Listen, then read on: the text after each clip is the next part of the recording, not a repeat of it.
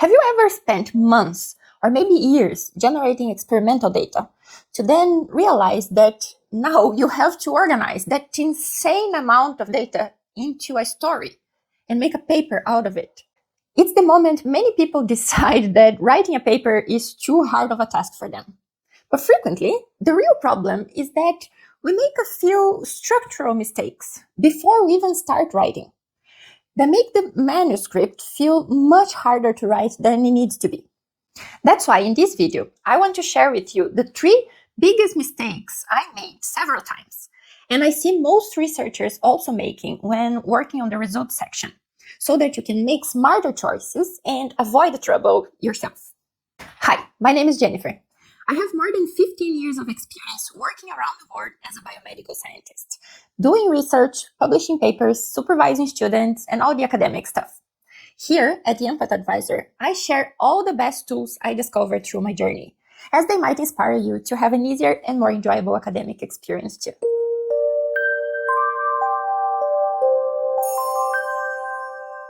Mistake number 1 is not choosing the journal first.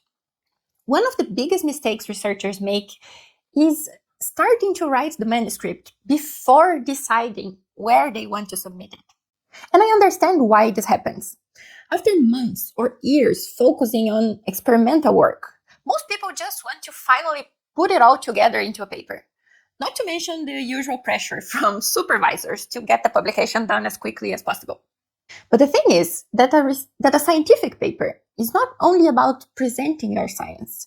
It's also about fitting the communication style, structure, and expectations of a specific journal.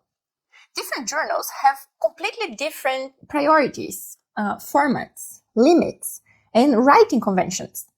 So when you write a paper before making this decision, you usually end up building the manuscript without a clear target, which will likely create a huge amount of unnecessary rewriting later.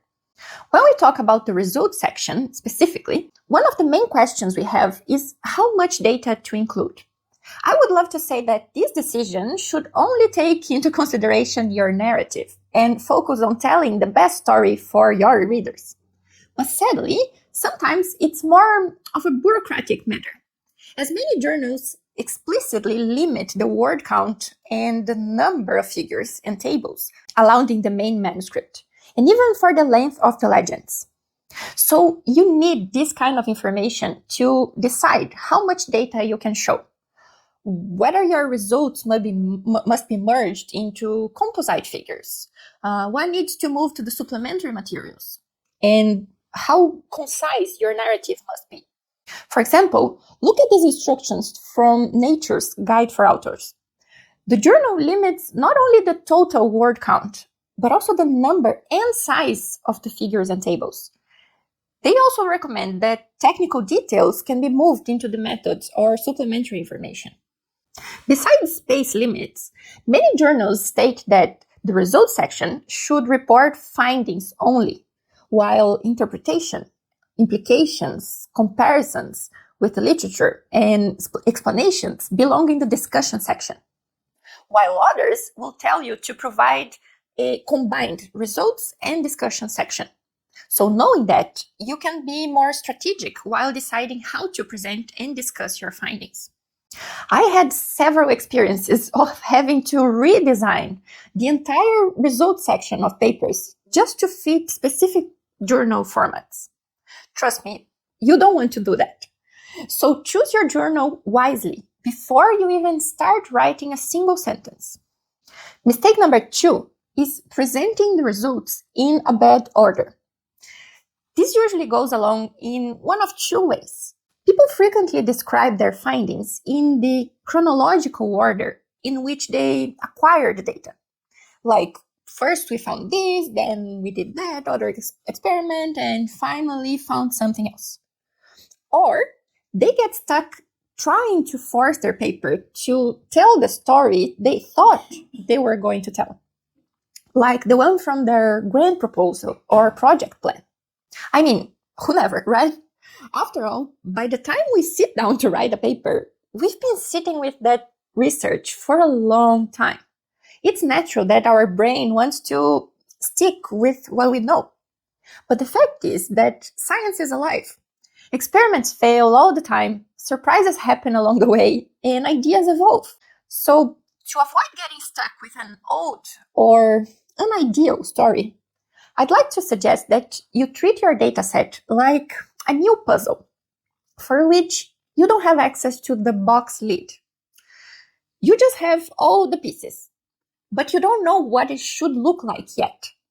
The final image might be completely different than you expected, and it might be even more exciting. One thing that I used to do, and was quite useful, was to print every single figure that I wanted to include in a paper. Literally, every graph, table, image, and drafted note. Then I laid them all on my desk like puzzle pieces and play with them, grouping, regrouping, testing combinations and different orders that they could be presented. In the back of my mind, I was testing different stories. At the point something sounded odd, I tried another option. And little by little, the best logical flow would eventually emerge. If you try that, you'll notice that once the story of your findings is clear, writing the results section becomes incredibly easy. It's literally just guiding someone through a story that you've already explored and that makes sense to you. Throughout the years, I tested and improved this technique of playing with the results to go beyond just organizing the data and actually test different storylines from beginning to end to find the best one for each dataset, to build professional figures and legends that serve the story, and actually write the whole results section in a fluid way. In my online course, I teach my strategy through what I, of course, call the puzzle method. I'll leave the link in the description if you want to find more about it and learn how to write fluid and engaging papers from beginning to end. Mistake number 3 is not starting to write the paper from the results section. You'll hear me talk a lot about this here in this channel.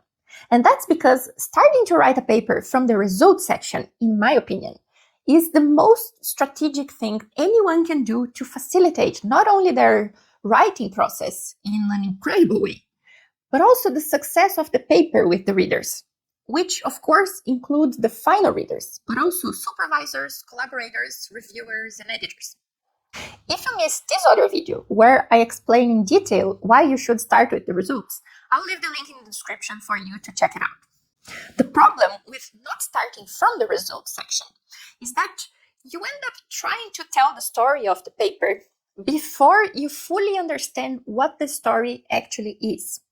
When people start writing from the introduction, which many intuitively do because it's the first section of any paper, they frequently spend days writing background information and building a rationale that later doesn't even match the strongest findings anymore. And when the exhausting cycle of rewriting, deleting sections, restructuring the manuscript, and trying to force everything to connect inevitably happens. What I learned over the years is that the results section is the core of the paper. Your figures, your data, your main findings, they are the final picture on the puzzle box. Once you clearly define the best story that your results can tell, every other section becomes dramatically easier to write. So instead of asking, how should I start this manuscript? I think a much more strategic question is, what is the clearest and most impactful story that my results can tell? And from there, you build everything else around the story. When you do that, you notice that your discussion becomes easier to write because you already know what findings need interpretation. Your methods are done quickly because you already know which experiments are truly central to the story. And your introduction becomes much stronger because now you actually know where the paper is going and how to pave the way to get people there. In conclusion, what I wanted to share with you in this video was that the biggest shift that improved my writing process was realizing that writing a strong paper is not only about writing technically well, but about making strategic decisions before and during the writing process.